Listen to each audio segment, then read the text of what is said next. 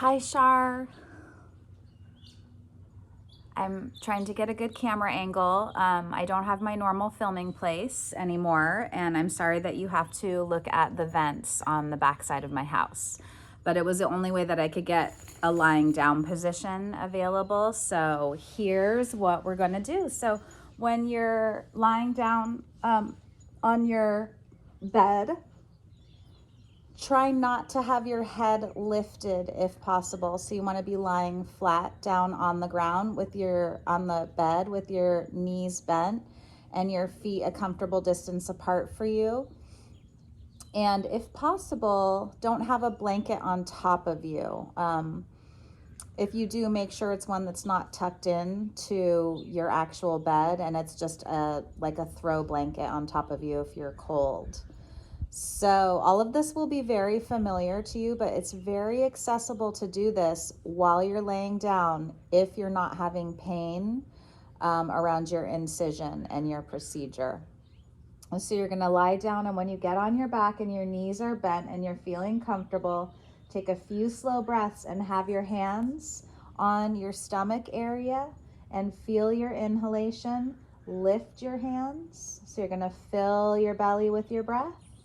And then feel your exhalation drop the hands. So you're going to kind of deflate the belly with the breath. So continue to try to breathe into the belly as we do some stretches and mobility. The sun's starting to come out, so it's getting a little bit bright on my face. So after a few breaths, start to sway your knees from side to side. So when you do this, you don't have to go very far. You can just go a couple inches to the right and a couple inches to the left.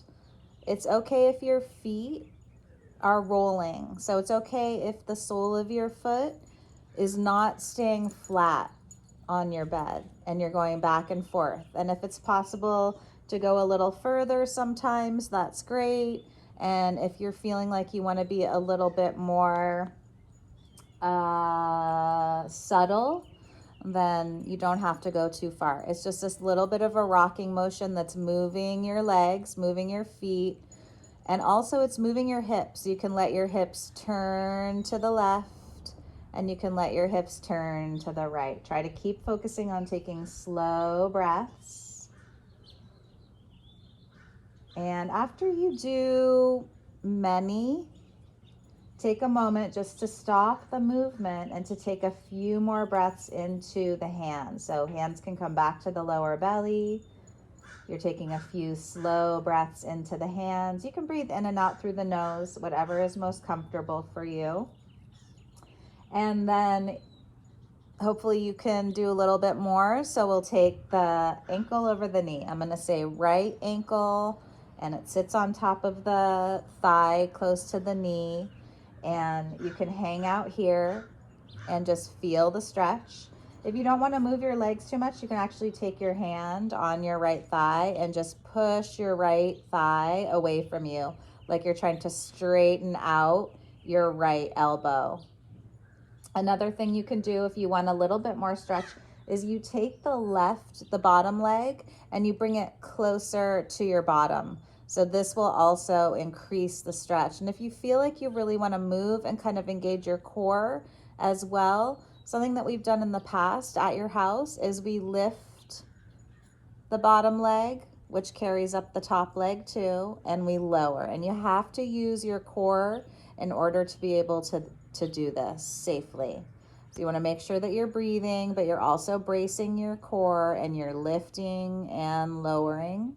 On a day when it's feeling good to stay in the deepest part of the stretch, you can actually pull your arms around. You can hold your right knee, but you can also see if you can hold the back of your left leg.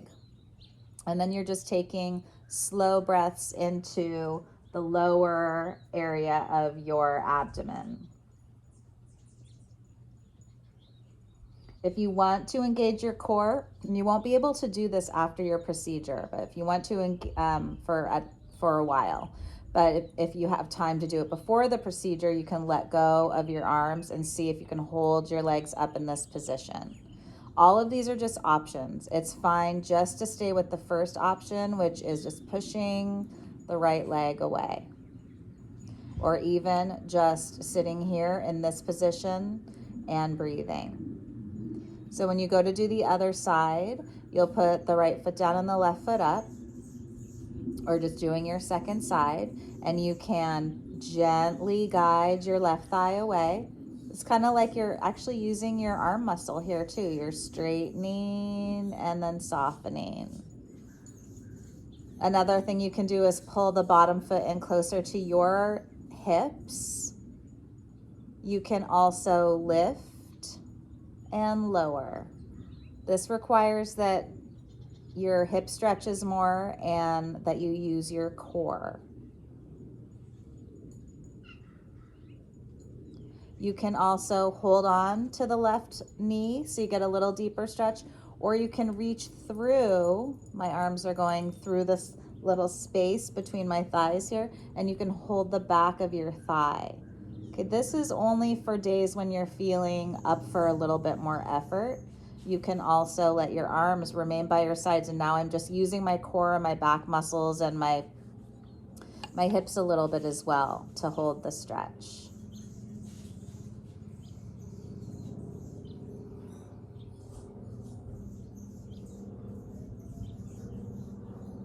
We'll eventually put the feet down on the floor, so we're in the same position we started in, taking a few deep breaths into the lower belly, and then you probably don't want to have a blanket on you for this one either. You would outstretch one leg. I'm going to start with my right leg, so it's down on the ground, and I'm going to push into my left leg, and I'm going to be able to lift my right leg up. And you don't always have to lift it really high. You can just lift it a few inches off the bed if you want. But the thing that you want to do here is really squeeze your thigh muscles. So you can actually feel your thigh muscles are contracted here. So you're going up and down maybe about 10 times. Make sure that you're using your core as much as you can to your comfort. Up and down. Up and down. I like to incorporate the breaths. I'm inhaling up and exhaling down, but you can do what feels right for you. After about 10, and you could also do 2 or 5, any number that feels right for you, you'll switch and you'll do the other side. So you're gonna go up and down, up and down. Breathing in and breathing out, and just mindful of the sensations that are coming up in the body so you know when to stop. After you've done enough on this side, you can stop, put your foot back down, and then we'll go back to the right side and hug the right knee to the chest. Once you have your knee, and I'm actually going to switch sides so you can see better, but you're still on your first side, you're going to point and flex your foot. Point and flex just as many times as it feels good. And then you're going to circle your ankle like we do. Try to do like 3 to 5 circles one way, and then try to do 3 to 5 circles the other way. Sometimes we do this with the legs straight, so you could also do it with the legs straight. I'm just trying to keep it a little bit more close to your center here, a little less effort. So just moving the foot around. Staying in the breath. You'll switch your sides whenever your body tells you it's time to switch. One thing you can do is just feel it out. And the other thing that you can do is set a number and see if you can do that number, either of breaths or repetitions. This is up to you.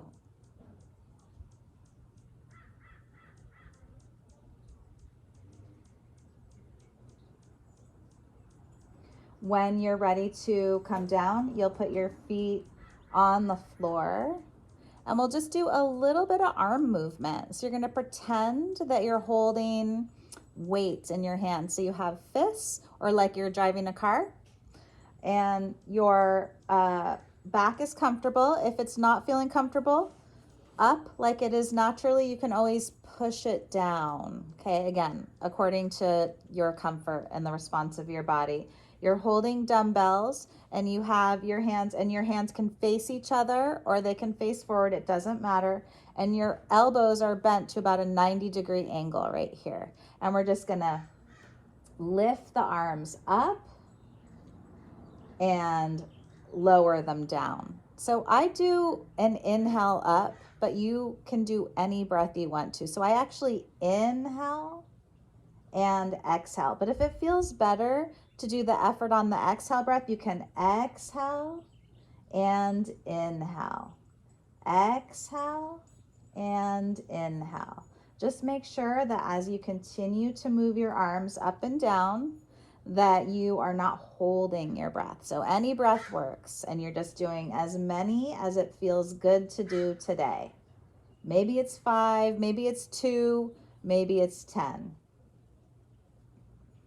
When you're ready to stop here, you're going to take the arms back down to the floor, and it doesn't matter if they're really close in towards you or further away, just comfortable, and see if you can take your fists and bring them towards the side of the head on your bed. Both arms at the same time.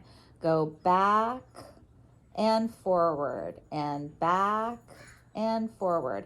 This is not supposed to hurt your shoulder. You're just exploring space, and moving the arms is a form of exercise. So this is good for your whole system, not just your shoulder. When you've done about 5 to 10, that was Roxy, then you can take your hands and face them in towards each other. So I'm turning, like if my hands were open, they'd be facing each other. And you can do this with open hands or closed hands. And then you're just gonna lay your hands down on your rib cage and then come back up. Come down on your rib cage and come back up.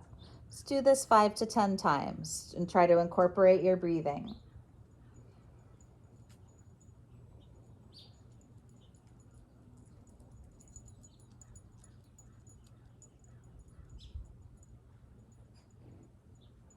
Good. When you're done, lay your hands on your lower belly and take a few breaths. Only if you're up for more movement, we'll do another one. If you feel like you're done, you can stop this video at any time. So we're gonna move our arms and move our legs at the same time. This is gonna be like a softer version of the core exercise that we used to do a lot.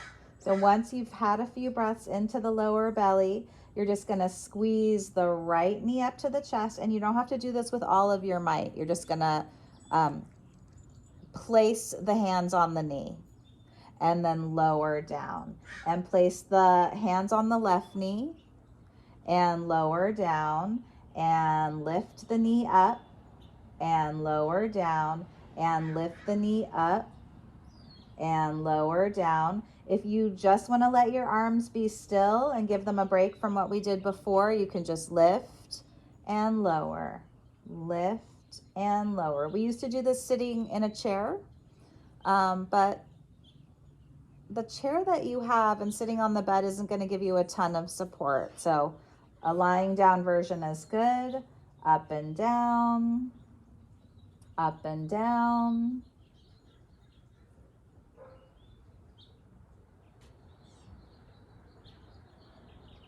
And then finally, when your body says it's time to rest, have your feet flat on the floor and on your bed.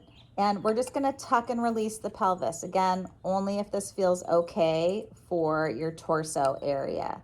So when you're just lying flat on your bed, normally your back will be off the floor, your lower back. So we're gonna exhale and push the lower back on the ground and inhale and soften. So you're not doing anything. So you're gonna exhale, engage your core and back muscles and your glutes, and push your lower back onto the floor, and inhale, soften, and do nothing. Exhale, squeeze, and inhale, soften. If you like to reverse the breath and do the breath the other way, that's fine too. Just a continuous, fluid flowing breath. Back and forth as many times as you can. Still feel comfortable with. So it's not the goal to make you uncomfortable. It's just to keep your mobility up, keep your options up. You're just squeezing and releasing. When you are done, I'm not sure how it would feel to take the soles of the feet together and let the knees open. I don't think that you generally like this one very much. So if it's something that you don't want to do, that's fine. It is going to stretch your inner thighs. So that might be a really, really good thing. So just see how it feels. If you don't want to do this, you can take the feet back on the floor and just take a few breaths into the lower belly. You can also, again, on your comfort level, you could bring both knees up to the chest. Now this, you don't want to compress too much around here, and you've got to be careful for your incision. So if this feels okay, do it. If it doesn't feel okay today, don't do it.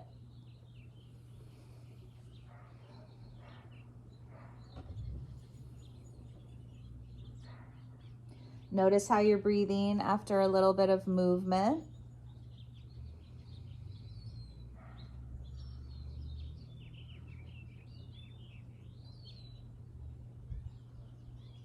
If it feels like you could take a little rest and maybe put on a meditation and lie and absorb that meditation and absorb the movement and absorb your breath, this would be a good time to do it. I'm keeping this short because in hopes that it won't feel overwhelming for you, and just pick and choose what feels like it will be beneficial for you. Notice that I didn't put in your very, very favorite, which is the clam, but this is a really great exercise to do for your hip health.